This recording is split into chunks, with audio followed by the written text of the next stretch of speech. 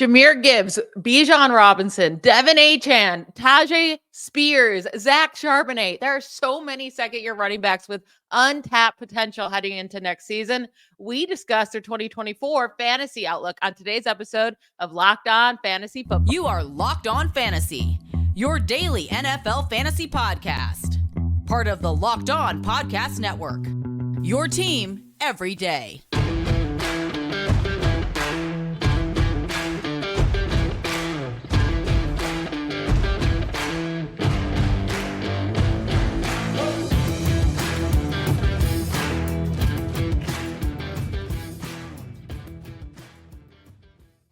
Thanks for making Locked On Fantasy Football your first listen every day. We are part of the Locked On Podcast Network, your team every day. I'm one of your co-hosts, Michelle Magdziuk. When I'm not doing this, I'm a researcher and fantasy analyst for NFL Network. Vinny is not here again today. He is out traveling and living his best life.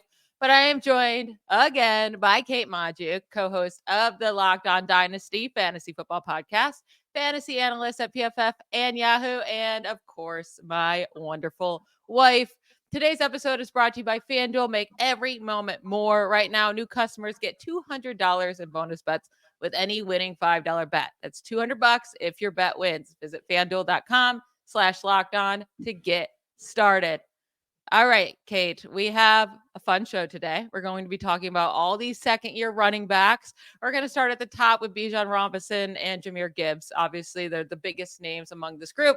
We'll get into the second tier later on in the show, and then we'll end the show with some sleepers for that second-year running back class. So we talked about Bijan Robinson a little bit yesterday. We were asking, we had our spicy takes on yesterday's show. And we're debating, can Bijan Robinson compete with Christian McCaffrey for that top spot? But he also needs to compete with Jahmyr Gibbs, right, in the second-year class. Who do you think has a better season in 2024? I mean, if you listened to yesterday's episode, you already know the answer. And if you didn't listen to yesterday's episode, go back and listen to that episode because we talked all about Bijan Robinson. And my answer is the same. I think it's Bijan Robinson. And what's really interesting is I think we kind of know exactly what to expect from Jahmyr Gibbs. And what we can expect from Jahmyr Gibbs kind of feels like the floor for Bijan Robinson. We saw a big increase in Gibbs's role in the second half of the season. Saw a big shift in terms of their usage, especially in the red zone and inside the 5. David Montgomery in the first half of the season, was all over sniping these carries inside the 5, carries inside the red zone, which those are some of the most valuable touches a running back is going to get. Saw that flip in the second half. So when I'm projecting Gibbs's potential, I'm looking at what he did in weeks 10 through 18 last year. And you know what? When I look at their production in weeks 10 through 18, Gibbs and Robinson's production was actually pretty darn similar. They ranked back-to-back in terms of fantasy points per game, both rounding out to right about 14.8 fantasy points per game. We know Gibbs is so explosive, but I do think when we look at the competition for touches in terms of Bijan Robinson, Tyler Algier not going to be the same level of threat in a competent non-Arthur Smith offense that we're going to see with David Montgomery, who we know this coaching staff really, really likes. Yeah, that's the thing, right? Nothing's changing for Gibbs. He has the same, pretty much everything, same head coach. They even kept their offensive coordinator, Ben Johnson. We all thought he was going to leave. Same quarterback, same backfield, still with David Montgomery there. And I think the best thing for Gibbs last year was Montgomery missed those couple games, right? With that injury, he got to show off that he could be a lead back. He ended up earning himself more time, as he should. He's super talented. But then everything is changing for Bijan Robinson. I mean, these are two completely different situations for these running backs. You would now have a different head coach, a different offensive coordinator, a different quarterback. And yeah, they're still Tyler Algier, but they did, they got rid of Cordero Patterson.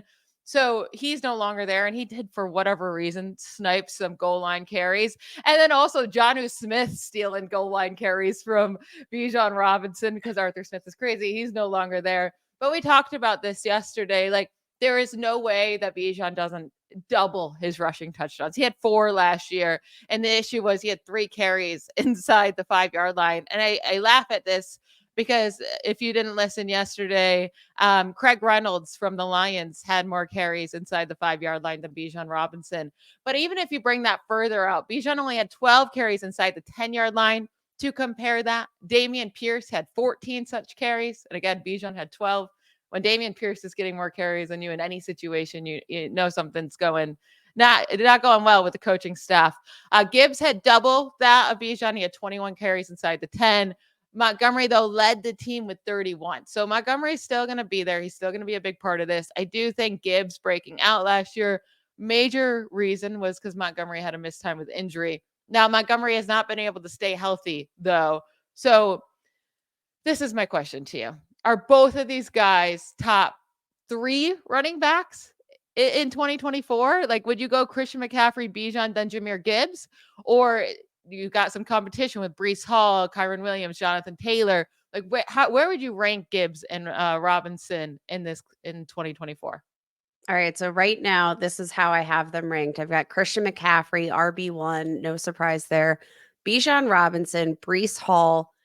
Then I've got Kyren Williams and then Jahmyr Gibbs. And when I'm projecting these, I know it seems kind of blasphemous because you look at Jahmyr Gibbs, he's got a lot of name value. I think when you're looking at the prospect and quality of running back, obviously Gibbs does seem to take the cake. But I'm looking at Breece Hall. I'm looking at Kyren Williams. All of these guys don't necessarily have the same kind of competition for touches that I'm projecting for Gibbs. And I mean, that kind of lines up. Like, obviously, the upside is tremendous for Gibbs on a week to week basis. But that same span that I mentioned, that weeks 10 through 18, where he was averaging, just under 15 fantasy points per game, he was averaging almost just under a full touchdown, rushing touchdown per game in that span.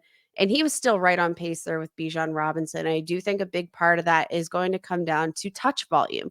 He's going to be very efficient with those touches. But from a fantasy perspective, give me the volume guys over the efficiency guys every single day because volume is king. And it's interesting because it could be the exact opposite situations here with Gibbs. Maybe his rushing touchdowns decline next year because he had 10 this year and only had 11 carries inside the 5. Now, the Lions run the ball a lot near the goal line. And like I said, nothing is changing in this offense. And 2 years in a row now, we've seen Lions running backs just dominate with touchdowns. So Gibbs could easily score 10 again, but if that efficiency goes down and he doesn't see more carries around the goal line, it could go down a bit. Well, Bijan, like we mentioned, should definitely go up. And with the receiving, I mean, Gibbs is known as this amazing receiving back, right? But Bijan saw 15 more targets than Gibbs last year.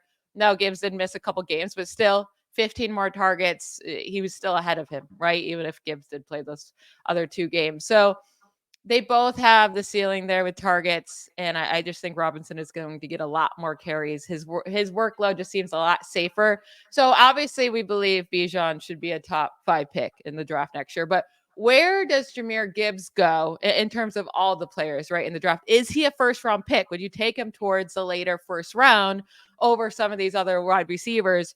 Right now, ADP has him at 11th overall pick, right behind guys like Puka Nacua and AJ Brown, right ahead of Garrett Williams, ahead of Kyren Williams, Garrett Wilson ahead of Kyren Williams. Do you think that's a fair spot for him, or would you take him over a guy like AJ Brown or Puka Nacua? No, I think this is that's probably the tier break for me is a Puka Nacua and a Amon-Ra St. Brown. These guys that are just so safe at the wide receiver position. I'm not, it's hard for me because I'm not as high on Jahmyr Gibbs. Like I said, I'm going to take Kyren Williams over Jahmyr Gibbs. I'm going to take some of these higher volume guys and that also extends to the safe floor wide receivers, especially if you're in a full PPR format. I think it's a fair range. I might take him a little bit lower, but honestly, we're kind of splitting hairs with these guys because both of them have tremendous upside. Both of them have, I think, a very safe floor in their respective offenses. So honestly, it's probably just going to come down to your draft position and who's available when you're There's on the going to be clock. some good running backs at the later end of that first round with Brees Mhm. Hall possibly there, Kyron Williams, Jonathan Taylor, who I think has a really solid argument to go before Jahmyr Gibbs or even Hall or Williams. Yep. Like all these guys are kind of sitting there in the same tier, right behind Christian McCaffrey. So this should be a really exciting end of the first round. You can get a really good running back there. We're going to get into the next tier now. Devin Achan. Right now, he has running back 7 ADP. I need to discuss this with you because I think I'm way more scared of him than it seems like consensus is at the moment. We'll get into that right after we hear from one of our sponsors. The show is sponsored by BetterHelp. What's the first thing you do if you had an extra hour in your day? Read a book, go out to dinner, get a workout in. A lot of us spend our lives wishing we had more time. The best way to squeeze that special time, that special thing into your schedule is to know what's important to you and make it a priority. Therapy can help you find what matters to you so you can do more of it. I have personally used online therapy over the last about 3 years. Love my therapist, love online therapy. It's helped me so much with my anxiety and irritability. I cannot say enough good things about my experience. And I really think everyone could benefit from going to therapy. So if you're thinking of starting therapy, give BetterHelp a try. It's entirely online, designed to be convenient, flexible, and suited to your schedule. All you have to do is fill out a brief questionnaire to get matched with a licensed therapist. And you don't have to stress because you can switch therapists at any time for no additional charge. Learn to make time for what makes you happy with BetterHelp. Visit betterhelp.com/lockedon today to get 10% off your first month. That's BetterHelp, HELP.com/lockedon. So right now, Devin Achan is the running back 7 in ADP. Now, maybe Dynasty is messing with this a little bit. Dynasty drafts. I'm not sure. I'm sure it'll change. But right now, it goes CMC, Brees Hall, Bijan, Gibbs, Kyron Williams, Jonathan Taylor, and then Devin Achan. And even if this is Dynasty, I still think that's a little bold for a guy that he broke out in insane ways to start the year, but he is smaller and he has Raheem Mostert in front of him, who the Dolphins just re-signed to a 2-year deal. He'll be 32 years old in about a week. But how are you feeling about Achan? Do you think that's a fair spot, or are you worried like I am? Good God, no. No. I'm so out on HN at this point. And like from a value standpoint, like there is no doubt that HN is one of the biggest risers in terms of overall value, probably outside of Kyron Williams, based on his performance in 2023. But need I remind you, he missed 6 games as a rookie. He was a 3rd-round pick, had a shoulder injury in the preseason, missed a game, knee injury, missed 5 games, had 10 or fewer rush attempts in 6 of 10 games that he played in full. I mean, like I don't understand. I think the willingness to invest such high draft capital in a player that honestly we just haven't seen on the field enough. And then we're going to throw in the fact that Raheem Mostert was just signed to an extension. He's going to be with the team through the 2025 season. Right after he broke, team records for touchdown total. Like he literally broke the mold. The deal is worth up to $9 million, 2 years, up to $9 million. Like that's not nothing. That's not nothing for a running back. He's 32 years old, but to the same point, like I just don't think that he's got a ton of miles on the body. He actually has been pretty healthy over the past 2 seasons.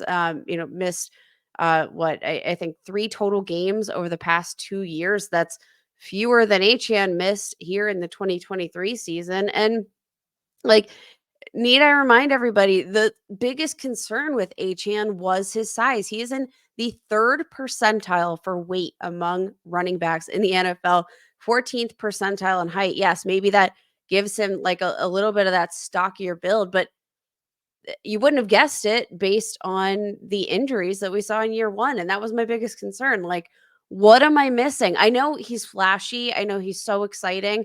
I'd want him on my football team, but I would also that's want him on my fantasy teams. Just I don't think in the second if not at he's the being price.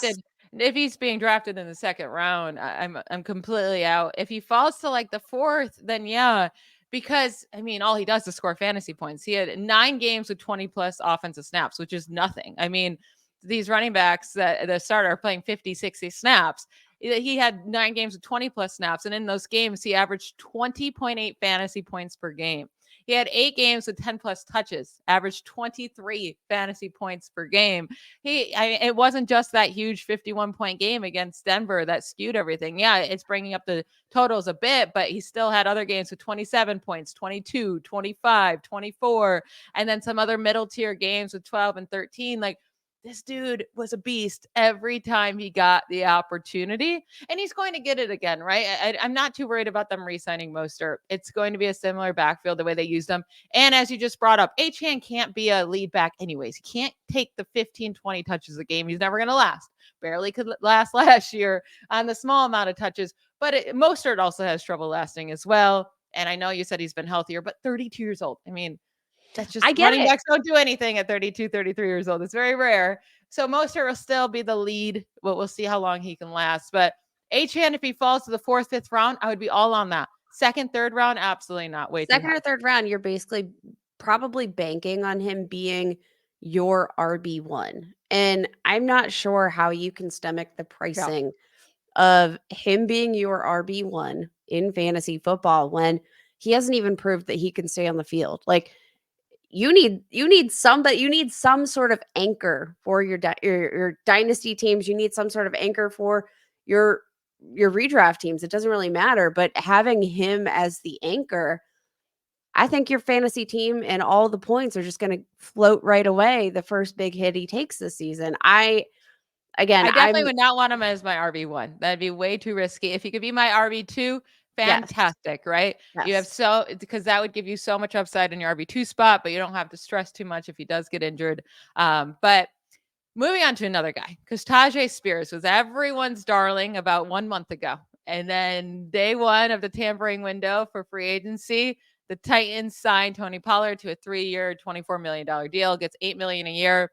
I was shocked about Tony Pollard. Like, I feel like Pollard and Spears are kind of similar in a way that they both shined early in their careers as being the secondary option, right? The change of pace. And then Pollard gets his chance to be the lead back. It did not go well. I just did not think he looked good at all last year as a lead back.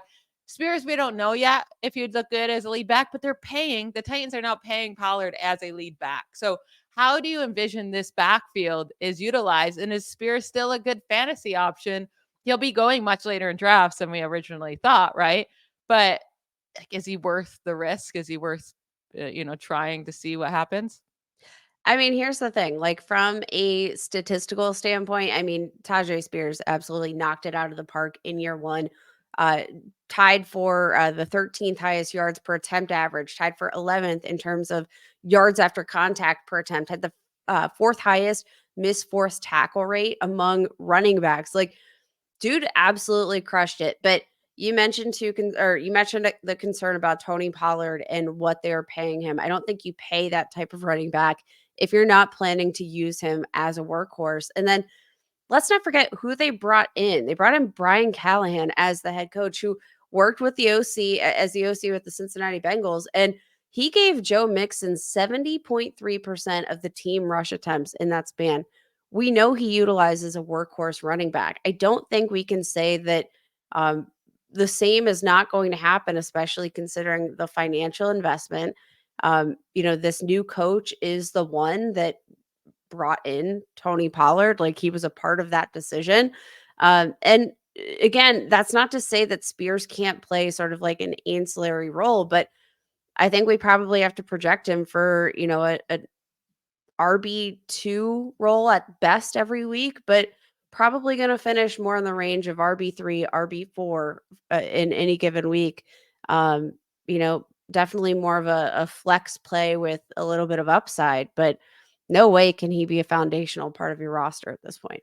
Yeah, it stinks, right? Because I don't know if Tony Pollard's going to be too great there either. Now, maybe he'll keep his receiving role there, and without Derrick Henry, I mean, Tony Pollard's not getting Derrick Henry workload. He's just not, right? So Spears instantly should get more work this year, anyways. He played a lot of snaps. That's the thing. He was almost always on the field for at least 30 snaps, which is a lot for a second running back in a team. In 12 games, he played over 30 snaps. And there was also games with 57, 46, 51. Like, he played a lot of snaps. He just wasn't getting the carries because of Derrick Henry, but he was on the field a lot. So I wonder Second if that highest PFF pass blocking grade among running backs in the 2023 draft class, only behind Washington's Chris Rodriguez Jr.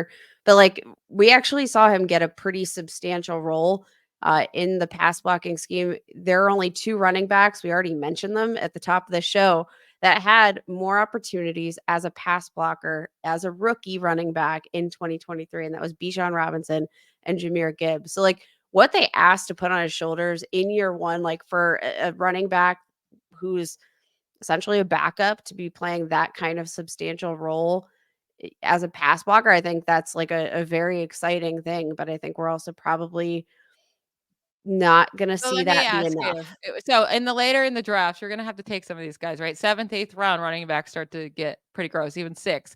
But would you rather go with Tyjae Spears with the upside or Brian Robinson Jr. now that he's splitting a backfield with Austin Eckler? I'll probably roll with Tyjae Spears, especially in like a full PPR format, where I might be able to take some advantage of maybe some third down work. Spears or Javonte Williams, who's just been a complete and utter disappointment? I'll probably go Javonte Williams because Ew, I would go Spears. All right, moving on though, because we have to get to our sleepers here in a second. Zach Charbonnet was in this tier as well. He has a new offensive coordinator and head coach with the Seahawks. This is the issue with him, right? Dealt with a bunch of injuries last year, so hopefully he'll be healthier, but he has to share the backfield with Kenneth Walker, who is a super, super talented young running back. And the chances that Charbonnet did get, he played 6 games with over 30 snaps. It didn't really do anything. Nothing really there that sparked me, nothing I saw that was exciting. So not someone I'm looking to draft in the top 8 rounds. I think he's mostly just a handcuff to Kenneth Walker at this point.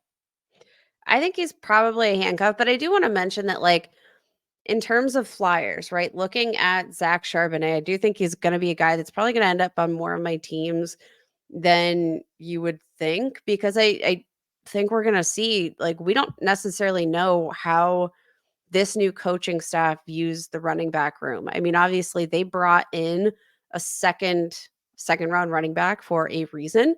And I do think he and Kenneth Walker are very different types of running backs. You're going to get Zach Charbonnet, and he's going to be involved in between the tackles. Like, Kenneth Walker's speed is more his game. So they complement each other really well. But I don't think we necessarily have an idea of what this coaching staff is going to value. Their draft capital is really similar. Zach Charbonnet a little bit younger. So, like, with a full off season, I don't necessarily think it's a given that Kenneth Walker is RB1. Like, I'm He's just Kenneth saying. Walker's RB1. Get out of here. All right, we're gonna hop into some sleepers here. Kendre Miller, Roshan Johnson, Chase Brown, Deuce Vaughn. We'll talk about these guys in just a moment to end the show. The sports calendar is loaded, and FanDuel's making it even more exciting to get in on the action, because right now new customers get $200 in bonus bets with any winning $5 bet. That's $200 you can use to bet on March Madness, MLB, NBA, NHL, and so much more. If you listened to yesterday's show and took Iowa's point spread to win by 2 points, you won your $200 in bonus bets. But if you missed out, no worries. You have plenty of games to bet on over this week. Tons of MLB, NBA action. And then you also still got March Madness this weekend. Even Iowa again, you can bet on, because they play Friday night against UConn. And you know Caitlin Clark is ready to bring her team to back-to-back championships, baby. Visit FanDuel.com/lockedon and make your first bet a big win. FanDuel, America's #1 sportsbook. So I know this is a guy we both like, Kendre Miller, and I've talked about him a few times already this offseason. Now, a big part about Kendre Miller, now he was a 3rd-round pick for the Saints last year, is that Alvin Kamara has to leave, right? Or Alvin Kamara has to have a diminished role. But Kamara is going into his 8th season. Every year, his efficiency has gotten worse and worse and worse in many, many metrics. they can save so much money if they move on from him after June 1st. We'll see if they do that. But let's say they keep Alvin Kamara. What do you see Kendre Miller's workload like this year? Because last year he just dealt with so many injuries. He sprained his knee first off in the semifinals with TCU in college in this last game. Then he hurt his knee, the same knee, in the preseason, in NFL preseason. That then hurt his hamstring again a couple weeks later in the preseason, and then had an ankle injury in week 9. So his rookie season, I'm just gonna throw out, just throw away in the garbage. Yeah. Throw it in the garbage. But I also like watching him throughout his rookie season. I do think the tape tells a much better story than you're necessarily going to get with the stats. And his advanced metrics actually pretty promising. 88th percentile in terms of tackles forced per attempt, 79th percentile in yards after contact per attempt, which translates really well to the type of player that we saw coming out of TCU. Was effective as a receiver, 98th percentile in yards per route run. I think generally speaking, there was a lot to like about Kendre Miller and in what we saw in year 1. And we're going to get a tough runner. I think we're going to get a guy that can play a true 3-down role. And my projection is that Alvin Kamara is going to be out. Like, this team desperately needs to continue finding money if they are going to fund any sort of, growth in year 2 with Derek Carr. They need to find some depth, I think, at wide receiver. Like, this is going to be a really interesting rest of the offseason to see what they do to create, some cap space, to create a little bit more room to make improvements to the rest of the roster. And I don't think that aging Alvin Kamara is going to be the guy that they're going to be leaning on as they look to see, like, is Derek Carr actually the guy? But from a skill set perspective, I'm looking at Kendre Miller as a guy that, if he's healthy, can handle a 3-down role. It's just a question of, like, can he stay healthy? Hopefully a So full off my question season. for you, is, if Alvin Kamara is still there, let's just assume he's still there, and we're in No, 2024 fantasy draft. no. We have Kendre Miller competing with Alvin Kamara for some touches, and you have Zach Charbonnet competing with Kenneth Walker for touches. You would assume Kendre Miller would be a good 5-6 rounds, even more than that, cheaper than Zach Charbonnet. Which one would you rather go with, considering cost? Kendre Miller. Yeah, Kendre Miller. Period. same. Because I think even if Kamara's there, he's going to earn his role. He is, and Kamara's efficiency has gone down. So I just I think still think Kendre Miller, Kendre like, Miller's a great sleeper pick for next year. 100%. And I think, like, regardless, you could give both him and Kamara the same touches, especially at this point in Kamara's career. Again, with the declining efficiency, I think if you give, the opportunity to Miller, we're going to see him actually win out the job. And if he doesn't, I think it's probably more of a culture thing and a respect to the veteran type of situation than it is that Kendre isn't the right guy for the job. So moving on to another guy that people love, the fantasy world loves him, Chase Brown, 5th round pick for the Mhm. Bengals last year. The Bengals traded away Joe Mixon, signed Zach Moss to a 2-year deal. So there is opportunity here, right? Joe Mixon got everything last year. I mean, he was the entire backfield, got all the carries basically, got all the goal line work, and that's how they use their running backs. And I know they got rid of their OC, but really Zach Taylor is the play caller anyways. And then they just promoted within for OC. So I expect the system to be nearly exactly the same here with the Bengals. Now, Chase Brown did show some explosive plays in his rookie season. He had 0 rushing touchdowns, never played more than 18 snaps in a game. And I'll say, I look back at his college efficiency because I was like, well, people are so excited to get a chance to see him, maybe in a bigger role. He played 5 years in college. He did have a lot of yards in his final season with Illinois in 2022, but he had 328 carries to get there at just 5.0 yards per carry. And in college, that's not good. That's not good at all. And his efficiency in scrimmage yards per touch was also not good. And this is when he's super old compared to everyone else as a 5th-year guy. I'm not excited about Chase Brown at all. I think this is Zach Moss's backfield, but maybe I'm just biased. But I get he had a couple of big plays. I just don't think he's going to get that much more workload this year. I think what people are really excited about is not necessarily like the stat sheet with Chase Brown. It's definitely got to come from the fact that like he is a stellar athlete, 85th percentile or higher in terms of 40-yard dash, vertical jump, broad jump, bench Then why press. wasn't Like, he more efficient at Illinois as a 30-year-old? Like as a I don't get it. 30-year And then last year he averaged 4.0 yards per carry. And that's with a rushing long of 80 yards. He had barely no carries. He had 44 carries. And one of those went for 80 yards.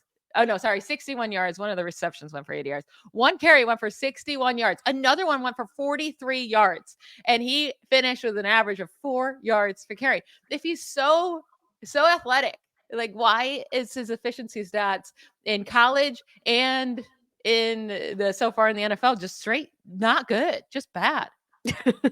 I mean, It's like that worries me more that he is so athletic and he's not doing it, right? It'd be one thing if he was more of a power back, he needs more carries to get going, and but that's not what it seems like Chase Brown is. That's not the type of player. no, he's definitely more he's a burst guy. Like he's got, great speed. He's got I think a lot of what you would like. I think what I really like about his fantasy potential in particular is the fact that I like him as a receiver. He's got big hands, and I think he's more than capable as a receiver, which obviously in a full PPR scoring format might lend itself to a lot of production. Get Zach Moss in there on first and second down, Chase Brown in there on third down, get him some PPR touches. But it also seems like the front office really likes Chase Brown. I think they seemingly viewed Moss as a good compliment, which I think from a skill set perspective, it's spot on. I'm gonna be willing to throw my darts on Chase Brown in hopes that a spot on a productive offense is going to yield some production. I mean, hey, Joe Mixon did it, and I'm not gonna be singing the praises of Joe Mixon's efficiency either, but If Joe volume Mixon is could do it, king. anyone can do it. Yeah.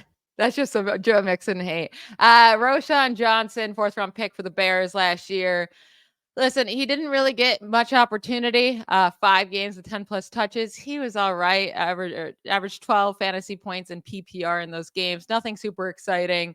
They signed DeAndre Swift like as soon as they could. I think he was the first signing in free agency in the tampering.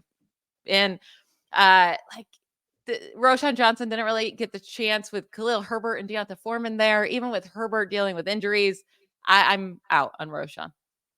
Very fair. I mean, this is probably one of the best like depth running back charts that you have in the entire football league between DeAndre Swift, Khalil Herbert, and Roshan Johnson. But from a fantasy perspective, that kind of mishmash generally results in poo. So yeah, And no. then one last guy. I'm just saying this is a joke, but Deuce Vaughn. He is a No. second-year running back, 6th-round No. pick. The Cowboys literally do not have any running backs on their roster besides Rico Dowdle. But at the same time, I looked at his sets. He averaged 1.7 yards per carry last year. Only had 23 carries, so super small sample size. He's a tiny guy. The Cowboys are obviously going to draft someone, right? You would expect them to use an earlier pick on a running back. Jonathan They don't have Brooks, any. who But then at the same yeah. point, he's coming off an ACL. So who's going to be the running back? He's coming off an ACL, but you know who did his ACL repair? It was actually the team doctor for the Dallas Cowboys. So there's a little tie there. Maybe he's confident in his own surgical precision. I don't know. We'll see. But there's a little tie there, and I think, yeah, Deuce So Vaughn. even in these best ball leagues where you're drafting 18 rounds, would you take Deuce Vaughn as a sleeper? No, No. Okay. too Same with small. me. Too Okay. small. Too small. He's Too a little small. baby. That's it for today's show. Thank you to all for making Locked On Fantasy Football your first listen every day. Every dayers. I'll be back tomorrow. I don't know with who yet, but it'll be a great episode with some great fantasy football talk. So don't miss it. Bye, y'all.